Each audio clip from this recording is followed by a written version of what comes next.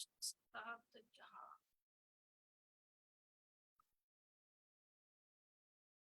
कर रहे थे महर्षि वाल्मीकि कृत इस रामायण का मूल रामायण है, उसमें हमने अब तक यह जाना कि भरत वन में पहुंच चुके हैं और वे जिस अपने परिवार और सेना और बंधु बांधवों मंत्रीगण इत्यादि को लेकर पहुंचे हैं, वे सभी अभी अभी पर्वत शिखर पर जहाँ श्री राम ने का आश्रम है वहां नहीं पहुंचे। वहां अभी भरत के साथ शत्रुघ्न और सुमंत्र ये तीनों मिलकर पर्वत पर जाते हैं जब पुष्टि हो जाती है कि श्री राम ही है उस कुटिया में। हम सही स्थान पर पहुंच चुके हैं। जब उनके दूत उन्हें इसकी बात की पुष्टि करते हैं तो भरत और शत्रुघ्न और सुमंत्र वहां पहुंचते हैं। वे मिलते हैं तीनों श्री राम से और जैसा कि स्वाभाविक था पहले कुशल क्षेम श्री राम पूछते हैं, माताओं की, पिताजी इत्यादि सबकी बात होती है। लेकिन अभी भरत ने उन्हें कोई वैसी सूचना नहीं दी है जैसे पिताजी नहीं रहे हैं या कुछ, और भरत केवल चुपचाप अश्रु बहा रहे हैं।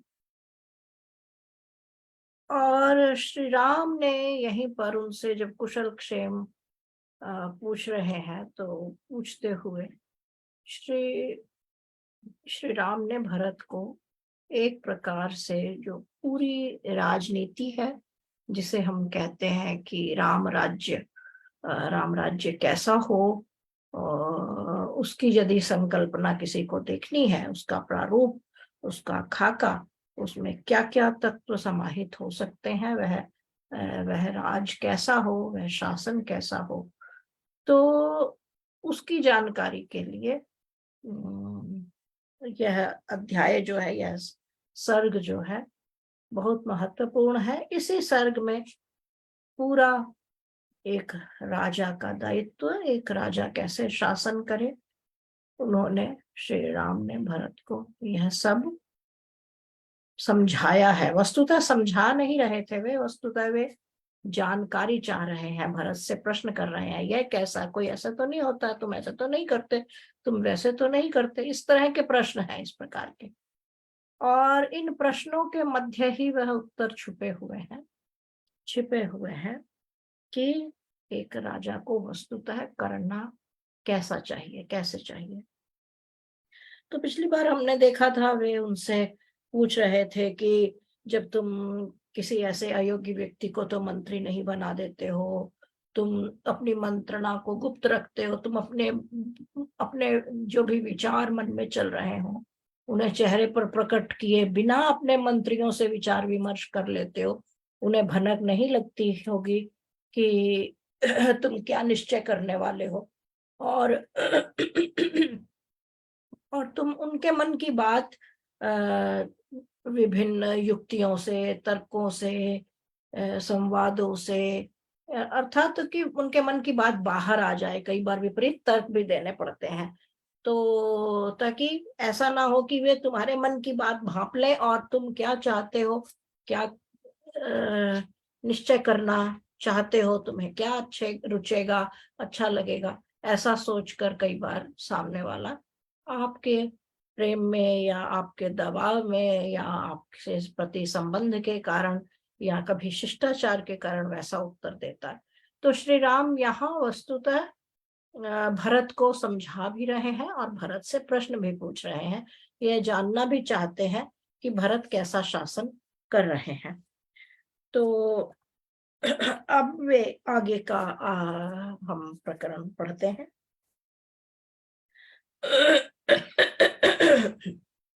कच्चिदर्थं विनिश्चित्य लघुमूलं महोदयं क्षिप्रपमारभसे कर्तुं न दीर्घयसि राघव। वे कहते हैं कि बहुत सारे कार्य ऐसे होते हैं कि हमें यत्न बहुत कम करना पड़ता है और उनका दूरगामी परिणाम बहुत बड़ा होता है। दूरगामी न भी हो तो शीघ्र ही परिणाम मिल जाता है और परिणाम अनुपात में बहुत विशाल होता है, महान होता है। तो जैसे हम अंग्रेजी में भी कहावत है, हम कहते हैं ना कि टालो मत काम को, वो वैसा मत करो।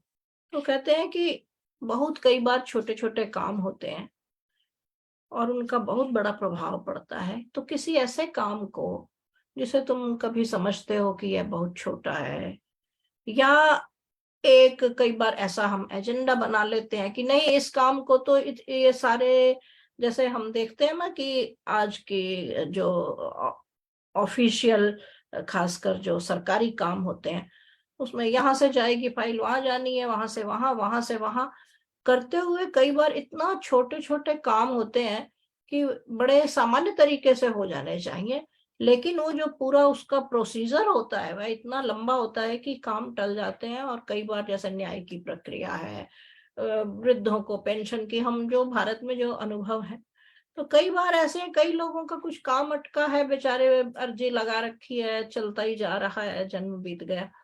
तो कई बार तो भरत श्री राम अब भरत से ही कह रहे हैं कि जिनका इतना प्रभाव होता है, इतना फल होता है, और ऐसे किसी काम के लिए ऐसा तो नहीं है तुम्हारे शासन में, तुम इस प्रकार शासन तो नहीं कर रहे कि उनमें इतना समय लग जाए कि परिणाम और फल और जो भी उसका प्रभाव है वह टलता ही चला जाए और विलंब हो जाए, है ना। उसे तो तुम झटपट, जैसे है आज का आज, निपटा दो काम को, ताकि काम भी हो जाए और प्रजा भी सुखी हो, है ना। तो उसमें कोई किसी भी प्रकार का जो कहते हैं विघ्न या देरी नहीं होनी चाहिए। तो मुझे आशा है कि तुम ऐसे ही करते होगे ना। फिर कहते हैं कच्चित सहस्रान मूर्खाणामेकम इच्छसि पंडितम, पंडितो ह्यर्थकृच्छ्रेषु कुर्यान्निश्रेयसं महत्। यह कई नीति के श्लोकों में भी यह बात आई है। हम लोगों ने इस बात को, जो पंचतंत्र इत्यादि की कथाएं हैं, हितोपदेश की कथाएं हैं, उन कथाओं में भी बच्चों को भी भांति भांति से समझाया जाता रहा है। और नीति के बहुत सारे श्लोकों में इस बात की शिक्षा संस्कृत वांग्मय से हमें प्राप्त होती है। जैसे एक कहानी मुझे स्मरण आ रही है कि वो दो सेवक रखे किसी राजा ने, और वे दोनों ने राजा को कह दिया कि ये आधा हिस्सा मेरा है, ये आधा मेरा है। एक मक्खी बैठी थी, उसने कहा तुम्हारे, उसने तलवार चला दी। तो शायद आपको कहानी स्मरण आ जाए। इस प्रकार की कई सारी छोटी छोटी कहानियां आती हैं। तो इसका अर्थ यह है, और इस कहानियों से जो हमें शिक्षा दी जाती थी वह यह थी कि मूर्ख मित्र से बुद्धिमान शत्रु अधिक अच्छा है। तो कुछ इसी प्रकार का भाव, यानी ये नीति के श्लोक, क्योंकि रामायण उनसे पूर्व का ग्रंथ है, तो हम ये यही बात यहाँ नीति की, है ना, राजनीति जिसे कहते हैं हम लोग, राजनीति को पॉलिटिक्स वैसे समझते हैं, लेकिन नीति, मैंने जैसा पिछली बार भी कहा था, नीति से ही नैतिक शब्द बना है। और नैतिकता आप जानते हैं मोरल को कहते हैं, है ना, मोटे तौर पर सतही शब्दों में कहें तो जो राजनीति है, यानी राजनीति के जो जो शासन करने के जो एथिक्स है, राजनीति असल में उन एथिक्स का शास्त्र है। तो ऐसा नहीं है कि आप, आजकल राजनीति का अर्थ हो गया है कि जो गलत काम करने का एक आधिकारिक आपके पास प्रमाण पत्र आ जाता है तो आप समझते हैं राजनीति है। लेकिन किस प्रकार का राज्य किया जाता था, किस प्रकार की सत्ता थी, इसीलिए राम राज्य दूसरी राजनीति से अलग है। तो यहाँ भी श्री राम भरत से पूछते हैं कि तुम्हारे पास जो तुम्हें मशविरा देने वाले, सलाह देने वाले, जिनसे आप मंत्रणा करते हैं ना, मंत्र शब्द से मंत्रणा बना है। मंत्र का अर्थ होता है विचार, और मंत्र से ही मंत्रणा बना और वहीं से मंत्री बना। मंत्री का अर्थ होता है कि उस विषय में विचार करने वाला, राजा को परामर्श देने वाला, विचार या आइडिया या सुझाव सलाह देने वाला।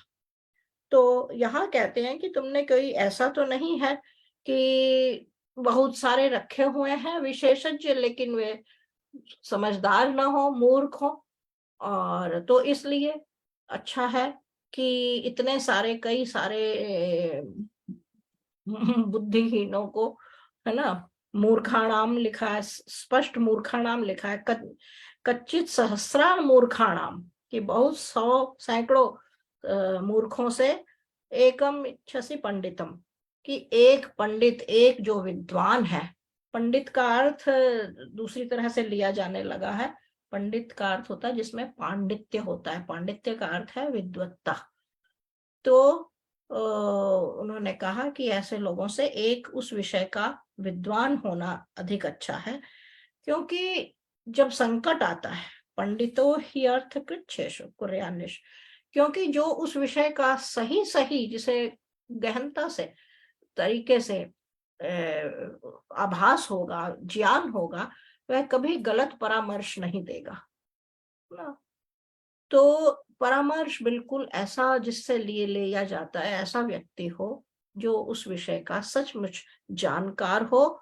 और फिर, क्योंकि यदि जानकार नहीं होगा तो गलत परामर्श देगा किसी भी सत्ता को, किसी भी शासन को और किसी भी शासक को, तो पूरी की पूरी प्रजा, क्योंकि वह परिणाम फिर उससे शासन जो है, प्रशासन जो है वैसा निश्चय करेगा, तो उसका दुष्प्रभाव पूरी प्रजा पर पड़ता है और प्रजा का कभी लाभ नहीं होता। तो उस दृष्टि से उन्होंने भरत से यह प्रश्न पूछा। यानी देखिए कि माता पिता के कुशल क्षेम इत्यादि के बाद, वो तो 3-4 श्लोक थे प्रारंभ में, अब यह पूरा अध्याय लगभग, इसमें 54 और श्लोक हैं।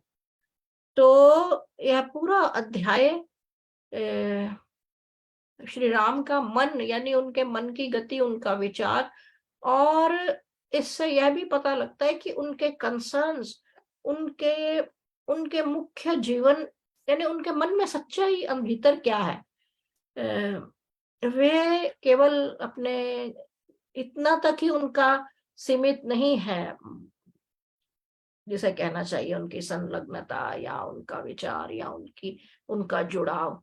उनका मुख्य ध्येय, उनका उनकी चिंताएं मूलतः प्रजा को लेकर, अयोध्या के शासन को लेकर, और प्रजा और सारी जनता जिसे आप कह लीजिए, ये जन, जिसे जन से जनता शब्द बना है, तो सभी जन जो है, नर नारी, आगे की पीढ़ी, सभी सुख पाते हैं या नहीं है, उनके लिए भरत आदर्श राजा है या नहीं है।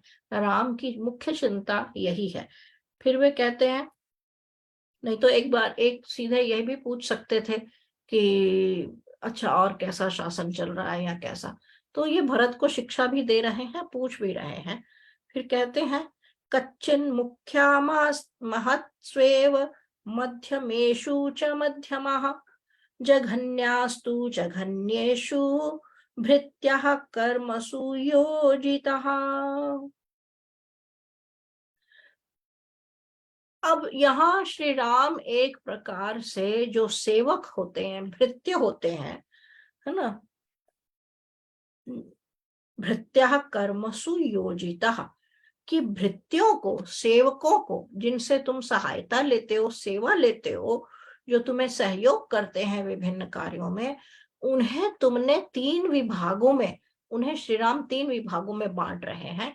और कहते हैं, क्या उनसे उसी प्रकार के कार्य लेते हो जिसके वे योग्य हैं। अब 3 कैसे हैं ना, मुख्य, महान जो है ना, जहां बहुत महान कार्यों में जिनसे सहायता, सहयोग और सेवा लेनी है, उनसे वही लो। यानी कई बार होता है ना, अयोग्य व्यक्ति तो आगे पहुंच जाता है और योग्य व्यक्ति पीछे रह जाता है।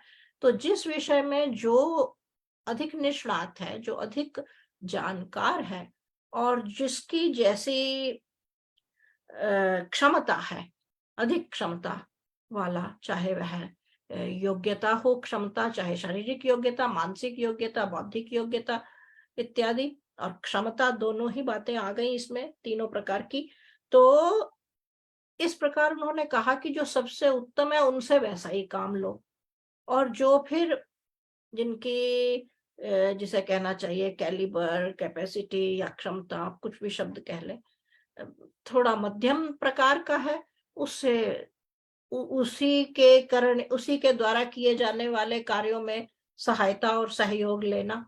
और जो फिर जो बहुत कम कर सकते हैं, जो जनरल काम होते हैं साधारण, जो उस प्रकार के कार्य करने की क्षमता रखने वाले हैं, जिनकी पहुंच और सोच और क्षमता और सामर्थ्य और योग्यता उस श्रेणी की है, उन्हें उसी में, अर्थात हर प्रत्येक नागरिक से जिससे आप कार्य लेते हैं, जो जिस कार्य में पूरी सत्ता में ऐसे लोग होने चाहिए कि जिस क्षमता वाले हैं वे उसी उसी पद पर हों और उसी उसी स्थान पर अपनी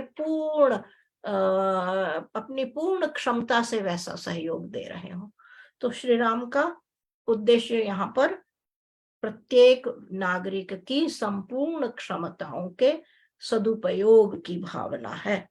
श्री राम के शासन और राजनीति कह लें या मैनेजमेंट कह लें, इस पर बहुत सारे आजकल लोग तरह तरह के भाषण दे रहे हैं, लेकिन बहुत ध्यान से इस अध्याय को सुनकर इसके, क्योंकि यह ऐसा नहीं है, इसके एक एक श्लोक पर मैनेजमेंट के सारे गुर छिपे हुए हैं। एक एक श्लोक पर एक एक पुस्तक लिखी जा सकती है, ये इस प्रकार के श्लोक हैं। तो यहाँ केवल उनके संकेत दिए जा रहे हैं। अब फिर कह रहे हैं, कच्चिन्नोग्रेण दंडेन भृशमुद्वेजित प्रजम राष्ट्रम तवानुजानन्ति मंत्रिणः कैकेयीसुत। अब भरत को यहाँ कैकेयीसुत कहकर बुलाया। मैंने पहले भी इसका उल्लेख किया है कि जो लोग यह सिद्धांत लेकर आए, जिसे कहते हैं कि पितृसत्तात्मक समाज, पितृसत्तात्मक, और उसकी देखा देखी भारत में भी एक आ गया कि महिला मुक्ति का आंदोलन और यह सब बातें तब प्रारंभ हुई हैं कि जब हमने बाहर वालों से महिलाओं का शोषण करने का या उनके द्वारा जब महिलाओं को हानि पहुंचाई जा रही थी तो महिलाओं को बंद करना प्रारंभ कर दिया समाज में, पर्दे में, घरों में, और शासन करने की वृत्ति धीरे धीरे आ गई इधर पिछले लगभग डेढ़ एक हजार साल में के भीतर, हजार वर्ष के भीतर। अन्यथा भारतीय परंपरा पूरी वैदिक काल से देखिए लगभग 2 अरब वर्ष होने को है, 1 अरब 97 करोड़ कुछ समथिंग कुछ वर्ष हो चुके हैं। तो इतने वर्षों तक, पिछले 1000 वर्ष को छोड़ दिया जाए, भारत में स्त्री सदा ही वंदनीय, पूजनीय और महनीय रही है, और उसका प्रमाण हमारा साहित्य है। हमारे यहाँ देखिए सारे, आप पूरा इतिहास उठाकर हमारा वाङ्मय देख लीजिए, चाहे वे ऋषि हैं, चाहे कृष्ण हैं, महाभारत कालीन साहित्य तक, वाङ्मय तक को आप देख लीजिए, और उसके पश्चात वाले को भी, तो माताओं के नाम से संतान को संबोधित किया जाता है, माताओं के नाम से बच्चों को, बेटों को बुलाया जाता है। माता का इतना सम्मान था। तो श्री राम भरत को कैकेयी सुत, जैसे पृथा के बेटे हैं तो उन्हें पार्थ कहा जाता है ना, इस प्रकार से कौशल्यानंदन, सुमित्रानंदन, कैकेयी सुत आया अभी, तो कैकेयी सुत का अर्थ है, सुत कहते हैं बेटे को, पुत्र को, संतान को। तो कहा कि हे भरत, कैकेयी के पुत्र भरत, अब कह रहे हैं कि कई बार कच्चिन उग्रेण दंडेन, यानी कई बार होता है कि किसी को दंड दिया जाता है। दंड की व्यवस्था बहुत महत्वपूर्ण है। तो यहाँ किसी को जब दंडित किया गया और दंडित होने के पश्चात यदि वह उग्र हो जाए, आप देखते हैं समाज में ऐसा होता है कि किसी को दंडित किया जाए और पूरी की पूरी भीड़ उसके समर्थन में खड़ी हो जाती है। अमेरिका वाले इसके बहुत साक्षी हैं, भारत वाले भी साक्षी हैं। तो अब जब वह सारी सब वह इतने उदग्र हो जाए, इतने उग्र हो जाए कि वे शासन व्यवस्था का, है ना, मखौल, संविधान का मखौल जिसे कहते हैं, जो नियम है उनका तो करेंगे ही करें। सबसे बड़ी बात यह है कि वे जो तुम्हारे योग्य सुयोग्य मंत्री हैं, जो उस पद पर कार्य कर रहे हैं, उनका कहीं कोई अपमान तो नहीं करता। यानी कई बार है ना कि किसी मंत्री को अपने विभाग में अपने से संबंधित नियम की अवहेलना करने पर किसी को दंड देना पड़े। आज तो हम उसे संविधान बोलते हैं, तो आज तो पूरी शासन व्यवस्था वैसी है। तो यहाँ है कि यानी जैसे भीड़ ने उग्र होकर रेलगाड़ियां जला दी, ये कर दिया, वो कर दिया, ऐसा तो हम देखते हैं। तो लेकिन कई बार है कि सीधे उस मंत्री पर ही पीछे पड़ जाते हैं। आज की राजनीति से उसे जोड़कर देखेंगे तो उतना संभवतः चित्र स्पष्ट ना हो। तो लेकिन यहाँ भरत से श्री राम जानना चाह रहे हैं, ऐसा तो नहीं है ना शासन, इस प्रकार का शासन तो नहीं करते कि किसी उग्र भीड़ को या उग्र व्यक्ति को, जिसकी उत्तेजना, क्रोध और आवेश संभाले नहीं संभल रहा, और वह इसलिए इतना उत्तेजित हो रहा है क्योंकि उसने गलत काम किया और उसे दंडित किया गया। और उस दंड का विरोध करने के लिए, दंड के प्रति अपना क्रोध और आक्रोश जताने के लिए उस व्यक्ति ने उस मंत्रियों का, उस संबंधित विभाग के जो सबसे ऊंचे आदर्श है, उनका अपमान करना शुरू कर दिया। ऐसा तो नहीं है। यहाँ मंत्रियों के सम्मान की भी बात कर रहे हैं। आचार्य जी, हम आगे फिर करेंगे। Yeah, this is an episode when Bharat is meeting Sri Ram, and after inquiring about the well-being of his father and other queens, etc., he is assuming that Bharat has taken over the management of the royal duties. So he is inquiring as if he is doing his duties in a proper manner. So this entire section may be viewed as what Rajniti, political system, or Rajdharm ought to be. So last week we had already discussed a few issues. Continuing with that, he is asking if you prioritize your projects properly, because there are many projects a government takes up for the well-being of its people, but some of them are requiring less effort but being early quick results. So they should be taken up first. And are you able to discriminate in this manner? Are you able to take help from others in such a manner? Because we fancy democratic setup where everybody has equal say. That is good as far as elections and representatives are concerned. But when a king is taking consultations with his close aides, etc., then he's saying that one intelligent person is superior to even 1,000 morons or not quite intelligent. So he's saying you have to lay your emphasis on the right kind of people who are giving you consultations. In the same connection, he says, are you able to grade your aides? There are some who are of superior quality, they should be engaged in higher quality of work, And of course, there are some medium. They should be engaged in medium quality work. And those who are very low quality people, they should be utilized for low quality work. So he is making a gradation based on the merit. This is not a caste system. This is a simple based on the merit. You don't want to use a intellectual person in service kind of effort. So that is his. And then he continues by saying, even the one who are really outstanding, they should be in your council of ministers. Then he's asking whether you are able to maintain law and order properly, where he has two ideas. One is the punishment should not be unduly very strong. Firstly, that has to be taken into account.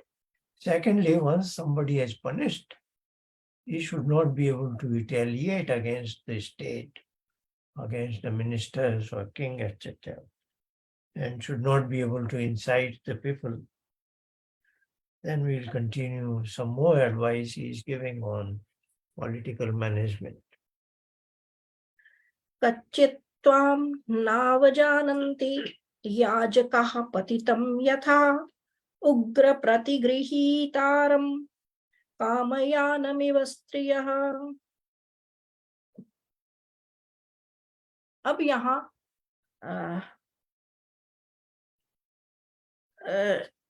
Bharat से कर, यहाँ कर की बात हो रही है ना। कर कहते हैं टैक्स जिसे कहना चाहिए, और फिर कहते हैं कि तुम प्रजा को इतना कर तो नहीं देना पड़ता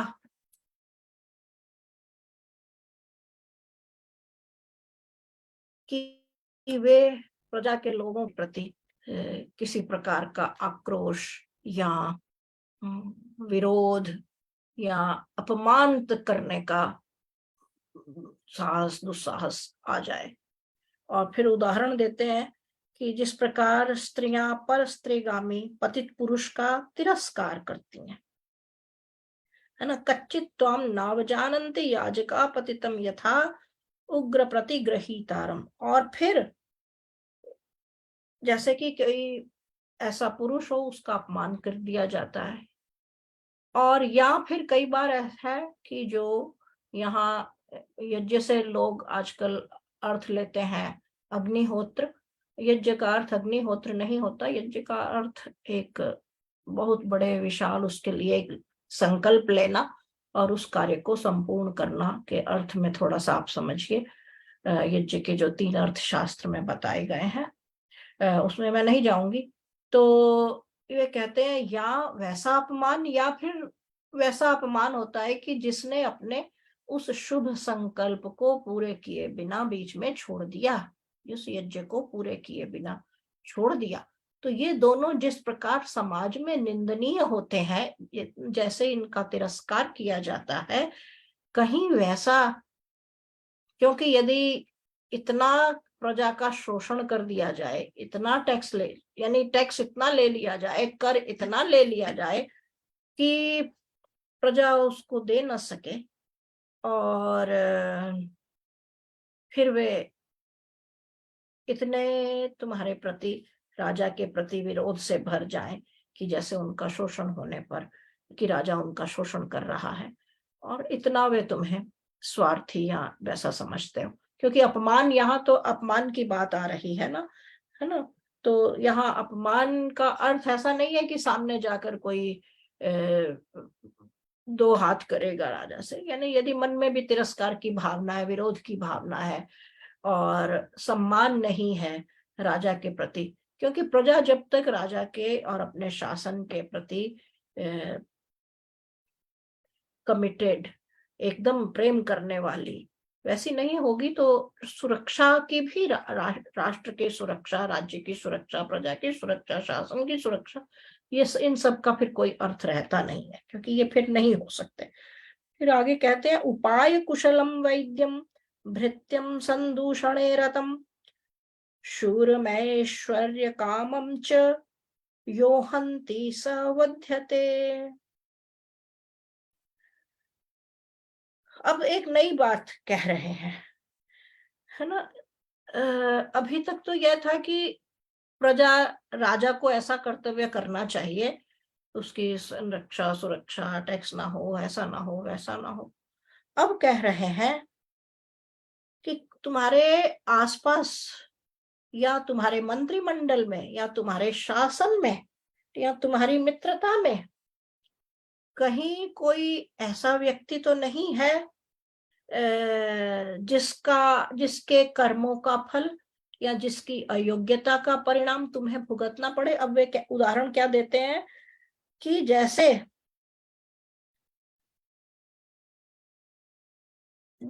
कि कोई व्यक्ति हो, एक राजा का कर्तव्य बताया गया, बताते हुए कहते हैं कि एक राजा ऐसा है जिसने कि जो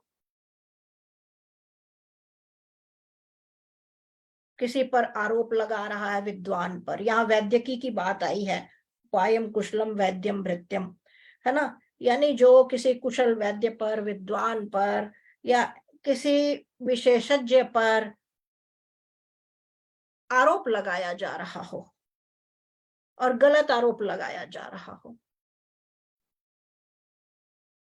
जो लोग कहते हैं, मैं प्रसंग ऐसा यहाँ आया है तो मैं कहना चाहूंगी, यानी श्री राम के इस श्लोक को अभी अभी मुझे विचार आया इस श्लोक को पढ़ने के बाद, क्योंकि जो समझदार लोग हैं वे जानते हैं जितनी भी उत्तर कांड जिसे कहा जाता है कि श्री राम के वापस आने के बाद की जो कथा है वह वाल्मीकि की लिखी हुई नहीं है, वह बाद में श्री राम को षड्यंत्र कर बदनाम करने की दृष्टि से बहुत बाद में इधर किसी लगभग 1000-2000 वर्ष पहले किसी लोगों ने जोड़ी है, और वे मूल रामायण का हिस्सा ना नहीं है और न ही श्री राम के जीवन में ऐसा हुआ, ना ही वह सच्चा इतिहास है, लेकिन जोड़ा गया तो लोग पढ़ते हैं। तो उन लोगों के लिए यह श्लोक पढ़ना बहुत आवश्यक है, क्योंकि उसमें जो उत्तरकांड लिखने वाला जो भी व्यक्ति षड्यंत्रकारी थे तथा जिन्होंने भी पढ़ाई जिस भी भावना से, उन्होंने कहा कि सीता पर ऐसे ऐसे आरोप लगा था, और फिर जब सीता आ गई तो किसी ने, एक धोबी की बात कही जाती है, उसने श्री राम पर आरोप लगा दिया सीता के बहाने, तो इसलिए श्री राम ने सीता जी का गर्भवती पत्नी का त्याग कर दिया, है ना। ये सब हमारे महापुरुषों को बदनाम करने की दृष्टि से, ताकि हमारे मन में उनके प्रति आदर न रहे, इस भावना से किया गया। तो यदि मैं क्योंकि इस श्लोक में श्री राम जो बात कह रहे हैं, है ना, वे वस्तुतः उससे बिल्कुल उलट है, क्योंकि श्री राम यहाँ कह रहे हैं कि यदि किसी ऐसे विद्वान व्यक्ति पर, वैद्य पर या विशेषज्ञ पर या सहायक पर, है ना, कोई कितना भी बड़ा पराक्रमी हो, अपना साथी हो, यदि कोई झूठा आरोप लगाता है तो राजा का कर्तव्य है कि वह उसको दंडित करे, इतना कि उसको चाहे उसको उसका वध करवा दे। यानी ऐसे कितना भी शूरवीर हो, उसको अधिकार नहीं है, उसको दंडित किया जाना चाहिए। तो श्री राम यहाँ ऐसे झूठे आरोप लगाने वाला, चाहे वो किसी वैद्य पर लगा रहा हो, विद्वान पर लगा रहा हो, भृत्य पर लगा रहा हो, किसी पर भी लगा रहा हो, झूठा आरोप लगाने वाले व्यक्ति को उन्होंने कहा राजा को चाहिए कि वह उसे दंडित करे, वह उसको मृत्युदंड देना राजा का कर्तव्य है। तो यदि श्री राम, है ना, वे कह रहे हैं कि ऐसा कोई व्यक्ति तुम्हारे पास आसपास तो नहीं है जो ऐसे ही दूसरों के बारे में झूठी बातें फैलाता हो, आरोप लगाता हो, अपमानित करता हो, तो यदि श्री राम स्वयं यहाँ कह रहे हैं कि राजा का कर्तव्य है झूठी बातें फैलाने वाले, आरोप लगाने वाले और दूसरों को वो करने वाले व्यक्ति को मृत्युदंड दिया जाना चाहिए, यह राजा का कर्तव्य है, तो श्री राम ने अपनी पत्नी पर आरोप लगाने वाले एक धोबी की बात सुनकर कैसे अपनी पत्नी को निकाला होगा, सोचने की बात है। तो खैर, तो फिर आगे कहते हैं, कच्चित् शिष्टश्च शूरश्च मतिमान् धृतिमान् शुचिः कुलीनश्चानुरक्तश्च दक्षः सेनापतिः कृतः। अब यहाँ उन्होंने बहुत सारे गुण गिनवाए हैं, योग्यताएं ना, विशेषताएं। अब इन सब विशेषताओं के मैं केवल आपको शब्द थोड़ा हिंदी में फिर से बोल देती हूँ, क्योंकि एक एक विशेषता की व्याख्या करने लगे तो बहुत लंबा प्रकरण हो जाएगा। अब वे कहते हैं शूरश्च मतिमान च धृतिमान शुचिः कुलीन, है ना, अनुरक्त दक्ष और धृष्टश्च।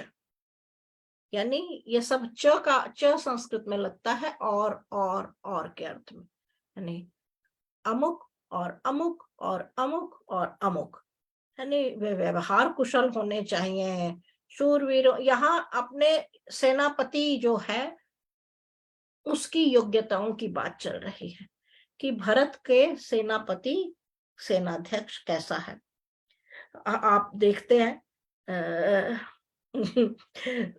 कि हमारा भारत का जो पड़ोसी देश है एक, वहां सेना सदा ही, जो शासक होता है, सेना उसको उसकी हत्या करवाकर या कुछ कराकर जो सेना का अध्यक्ष है वही शासक बन जाता है। ये लगातार चलता आ रहा है, पिछले 70-75 वर्ष से हम देख रहे हैं।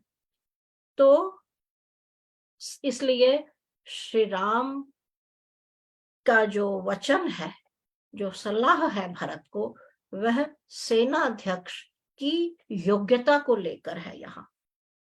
और सेनाध्यक्ष कैसा हो, उन्होंने कहा वह व्यवहार कुशल हो, शूरवीर हो, कर्तव्यनिष्ठ हो, धैर्यशील हो। यानी जैसे हम कहते हैं ना कि धर्म के 10 लक्षण की जो बात बताई गई, यहाँ सेनापति के व्यक्तित्व के में क्या क्या गुण होने चाहिए उसके 10 लक्षण, उसके ये लक्षण गिनवा दिए हैं उन्होंने।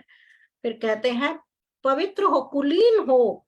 कुलीन का अर्थ हमने यह शब्द हिंदी में बहुत सुना हुआ, कुलीन।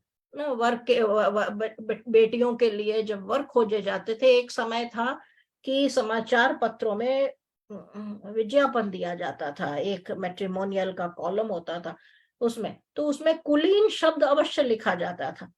अब कुलीन का अर्थ क्या है? कुलीन यानी उसका जो कुल है।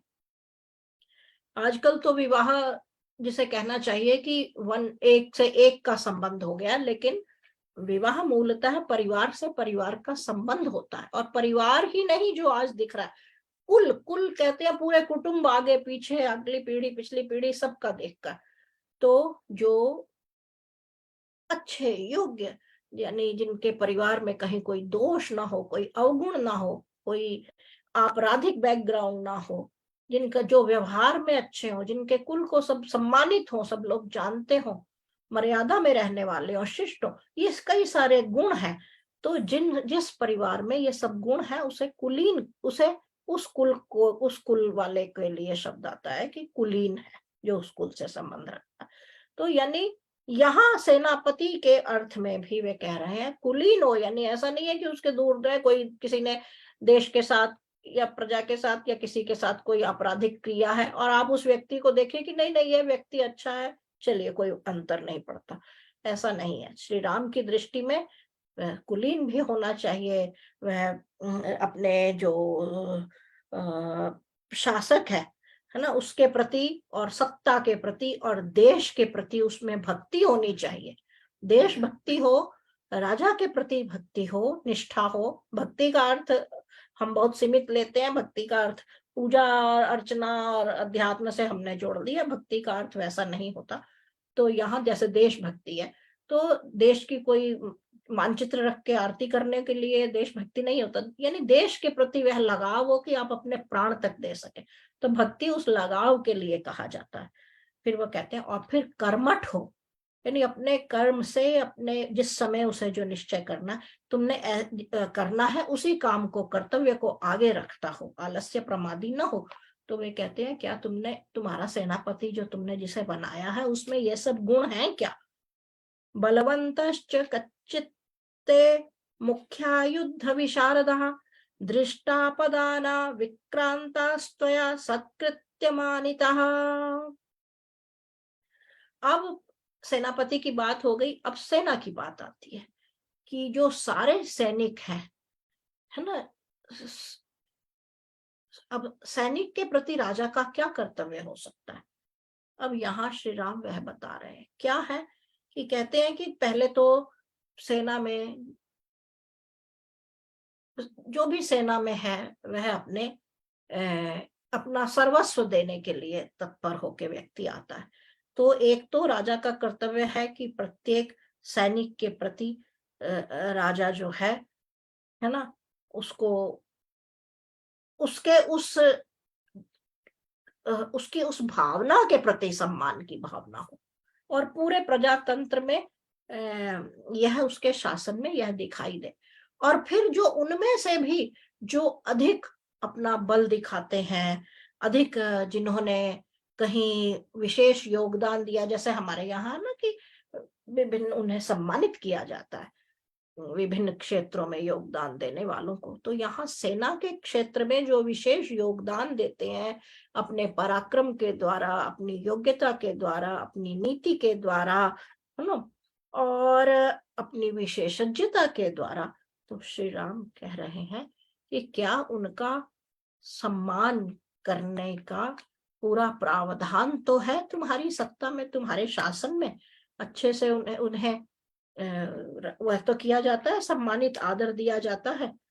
और फिर कच्चित बलस्य भक्तम च वेतनम च यथोचितम संप्राप्त कालम दातव्यम ददासि न विलंब से। सरल शब्द है, हमारे प्रचलन वाले थोड़ा सा जो अच्छी हिंदी या संस्कृत जानते हैं वे बड़ी सरलता से इसका अर्थ समझ सकते हैं, है ना। अब यहाँ वे कह रहे हैं कि जो भी सैनिक है, जो जैसे अभी सम्मान की बात आई, आदर की बात आई, और उन्हें सुशोभित करने की बात आई। अब यहाँ यह है कि जो सैनिक है, यानी कहीं कुछ भी हो जाए, अकाल भी पड़ रहा हो या कुछ भी, हर विपदा में जो सैनिक है देश का, राष्ट्र का, वह अपने प्राणों को, अपने जीवन को सदा पीछे रखता है। और राजा का दायित्व है कि जो अपने जीवन और अपने प्राणों और अपने परिवार इत्यादि को सबसे पीछे रखकर सहायता के लिए सबसे आगे खड़ा हो जाता है। राजा का दायित्व है कि कैसा भी समय हो, है ना, उस व्यक्ति को सबसे पहले उसके जीवन से संबंधित सभी व्यवस्थाएं बिना विलंब के, किसी भी कारण से कभी विलंब ना हो, उसे वे सब चीजें मिलती रहे। उनमें किसी प्रकार की देरी नहीं होनी चाहिए, टालमाल नहीं होनी चाहिए। उसका चाहे उसके भोजन, उसको वेतन शब्द तो सीधा सीधा यहाँ आया है, उसका वेतन, उसका भोजन और उसके व्यवस्था इत्यादि, है ना, उसे सब सही समय पर, सही मात्रा में और सही ढंग से और सही समय पर सब मिलता रहना चाहिए। कालातिक्रमणाच्चैव भक्तवेतनयोभितः भर्तुः कुप्यन्ति दुष्यन्ति सोनरथ सुमहान स्मृतः। फिर कहते हैं क्योंकि अब यहाँ फिर अब यहाँ सेवकों की फिर बात आई है। फिर उन्होंने कहा क्योंकि वे जो सैनिक हैं वे मूलतः प्रजा के सेवक होते हैं। सैनिक क्या है? प्रजा का और देश का सेवक है। और यदि सेवा करने वाले को, है ना, समय पर, क्योंकि वह तो अपना सब कुछ वो करके जीवन लगाकर देश की सेवा में जुटा हुआ है, और दूसरे कार्यों में भी, यानी केवल युद्ध का ही सैनिक नहीं, दूसरे क्षेत्रों के भी जो सेवक हैं, वे सब अपना लाभ, अपनी इच्छा, अपनी सुविधा, इन सबको पीछे रखकर सेवा कार्य कर रहे होते हैं, है ना। तो यदि इन्हीं लोगों को हम ठीक प्रकार से उनका खाना पीना, ओढ़ना इत्यादि सही समय पर नहीं देंगे, तो इनके मन के भीतर अपना जो स्वामी है और अपना जो कार्य क्षेत्र है, उन दोनों के प्रति एक प्रकार का विरोध, क्रोध पनपने लगता है, जिससे कि बहुत बड़ी हानि होती है राजा की भी, शासन की भी और स्वामी की भी। तो ऐसा नहीं होना चाहिए, क्योंकि जब उनके मन में ऐसा आता है क्रोध और विरोध का भाव, तो फिर वे बहुत हानि कर सकते हैं अपने स्वामी की और शासन की और स्थितियों के प्रति। आचार्य जी।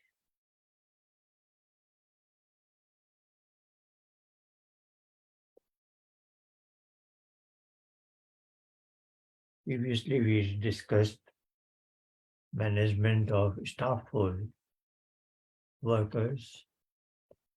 They are graded by merit, and in continuation of that, he suggests that the most qualified, outstanding people should be your ministers. And now he is, that we had mentioned that punishments, if they are too heavy, inordinately, they should not be that. If they are unduly vigorous, then that may affect that particular person and he may incite the public against the state.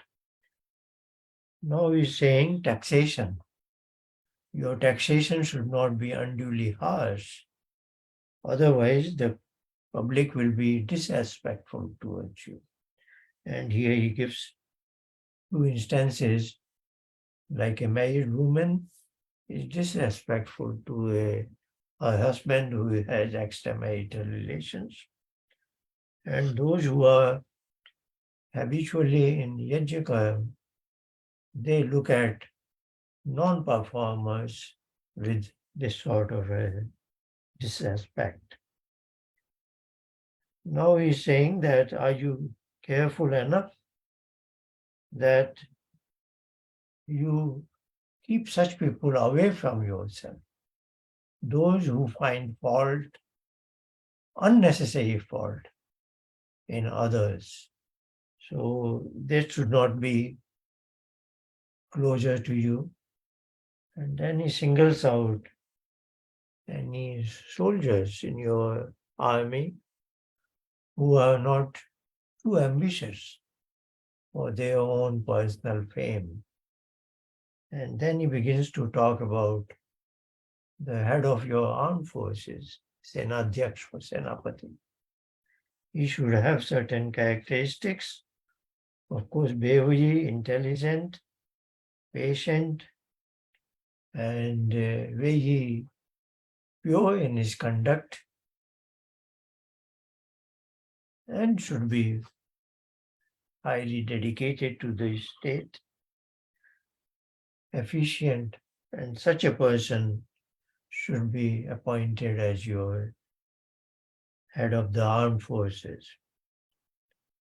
Then he's saying that the soldiers in the army are well trained, they have been well examined and tested, and are brave, and such people are singled out and they are awarded or honored in certain manner.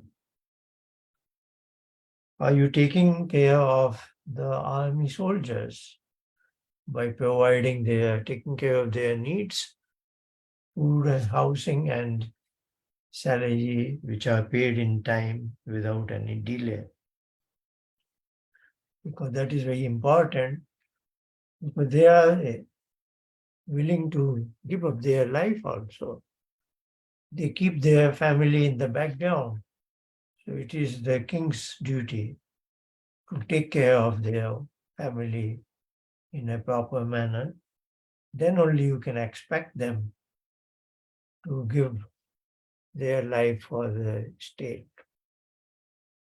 So this is all the statements of Sri Ram to Bharat that go in the direction of how to manage the political entity, the state. कच्चित् सर्वे अनुरक्तास्त्वां कुलपुत्राः प्रधानतः कच्चित् प्राणास्तवार्थेषु सत्यजन्ति समाहितः। कच्चित् सर्वे अनुरक्तास्त्वां कुलपुत्राः प्रधानतः, यानी अब यह है क्योंकि सेना, क्षत्रिय, क्षात्र धर्म और शासन इसकी बात हो रही है, तो अब श्री राम कहते हैं कि जो बड़े बड़े क्षत्रिय वंशों में, क्षत्रिय परिवारों में जन्मे शूरवीर लोग हैं ना, क्योंकि हमारे यहाँ ये जो विभाग थे, जो कहते हैं ना कि ये जाति और ये सब बातें करते हैं, 4 वर्ण, कि ये गलत है, और मूलतः ये योग्यता और कर्म प्रधान है, जन्म से नहीं है। तो किसी क्षत्रिय कुल में जन्म होने का अर्थ यह नहीं है कि किसी शूरवीर का बेटा शूरवीर ही है ना। यहाँ यह है कि जो कई परिवार, जैसे सैनिक है, आपने देखा होगा, पिता सेना में है, उसके बच्चे भी सेना में जाते हैं। वे कई परिवार तो ऐसे हैं, सेना में मारे गए युद्ध करते हुए, किंतु उसके बाद दूसरा पुत्र फिर से कहता है मैं भी सेना में जाऊंगा। वे इससे डरते घबराते नहीं हैं कि अरे मेरी मृत्यु हो जाएगी, देखो एक का ऐसे हो गया तो मेरे साथ भी ऐसा हो सकता है। वे परंपरा से अपने भीतर, उनके भीतर इस प्रकार के संस्कार होते हैं व्यक्तिगत स्तर पर। ऐसा नहीं है कि पिता था तो इसलिए जाना ही जाना, क्योंकि उनके संस्कार वैसे हैं, वे वैसी कर्म में उनकी रुचि है। तो यहाँ जब क्षत्रिय कुल की बात हो रही है, तो यानी कई परिवार ऐसे हैं जो इसी में अपना जीवन देते हैं। श्री राम का स्वयं का परिवार देख लीजिए, तो जो वे कह रहे हैं कि ऐसे जो विशेष परिवार है, इनमें बड़े उत्पन्न हुए बड़े बड़े शूरवीर और शासक और योद्धा और युद्ध कला के निष्णात जो व्यक्ति हैं, टॉप पर जो है, वे सब के सब तुमसे भली भांति प्रेम तो करते हैं, तुम्हारा आदर तो करते हैं ना, है ना। क्योंकि यदि वे ऐसा नहीं करते होंगे तो बहुत हानि है, जिसकी आगे वे चर्चा करेंगे। अभी वे कहते हैं कि यदि वे तुम्हारे प्रति प्रेम और आदर का भाव नहीं रखते होंगे, तुम्हारे प्रति उनके मन में वैसा अनुराग नहीं होगा, तो समय आने पर क्या होगा कि वे अपने प्राण तुम्हारे लिए यानी अर्थात पूरे जो चक्रवर्ती सम्राट भरत यदि हैं, श्री राम को तो अभी नहीं पता कि भरत ने तो स्वीकार ही नहीं किया शासन, तो श्री राम तो अभी यही मानकर चल रहे हैं कि भरत चक्रवर्ती सम्राट हो चुके हैं, और सम्राट के प्रति यदि उनके मन में अनुराग और प्रेम नहीं है शूरवीरों के मन में, तो वे अपने प्राण उस शासक के लिए क्यों देंगे। तो यहाँ वे कहते हैं कि उनके मन में तुम्हारे प्रति वह प्रेम भाव होना चाहिए। फिर आगे कहते हैं, कच्चित् जानपदो विद्वान दक्षिण है प्रतिभावान यथोक्तवादी दूतस्ते कृतो भरत पंडित। अब यहाँ पर अपने राजदूतों की बात आ गई, है ना। हम जब दूत कहते हैं तो लोग सोचते हैं दूत का अर्थ है सेवक और थोड़ा, लेकिन जब राजदूत कहते हैं तो तब थोड़ी बात स्पष्ट होती है कि जिसे हम एम्बेसडर्स भी बोलते हैं आजकल।